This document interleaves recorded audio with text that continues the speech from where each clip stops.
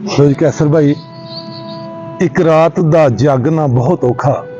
ਭੱਟ ਸਾਹਿਬ, ਇੱਕ ਰਾਤ ਦਾ ਜਾਗਣਾ ਬਹੁਤ ਔਖਾ, ਜਾਂ ਜਾਗਦਾ ਦੁਖੀ ਬਿਮਾਰ ਰਾਤੀ, ਜਾਂ ਜਾਗਦਾ ਚੋਰ ਤੇ ਠੱਗ ਰਾਤੀ, ਜਾਂ ਜਾਗਦਾ ਪਹਿਰੇਦਾਰ ਰਾਤੀ, ਜਾਂ ਜਾਗਦਾ ਇਸ਼ਕ ਦੀ ਰਮਜ਼ ਵਾਲਾ, ਜਾਂ ਜਾਗਦਾ ਯਾਰ ਦਾ ਯਾਰ ਰਾਤੀ।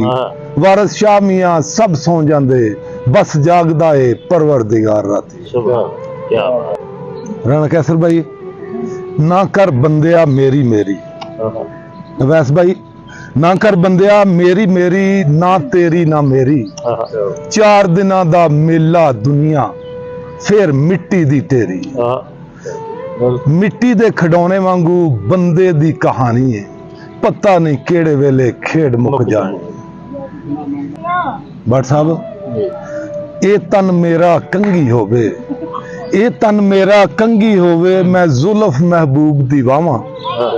ਪੋਸ਼ ਮੇਰੇ ਦੀ ਬਣ ਜਾਏ ਜੁੱਤੀ, ਮੈਂ ਸੋਨੇ ਦੇ ਪੈਰੀ ਜਾਵਾਂ। ਜੇ ਸੋਨਾ ਮੇਰੇ ਦੁੱਖ ਵਿੱਚ ਰਾਜ਼ੀ, ਮੈਂ ਸੁੱਖ ਨੂੰ ਚੁੱਲ੍ਹੇ ਡਾਵਾਂ। ਯਾਰ ਫਰੀਦਾ ਜੇ ਮਿਲ ਜਾਏ ਸੋਨਾ, ਉਹਨੂੰ ਰੋ ਰੋ ਹਾਲ ਸੁਣਾਵਾਂ।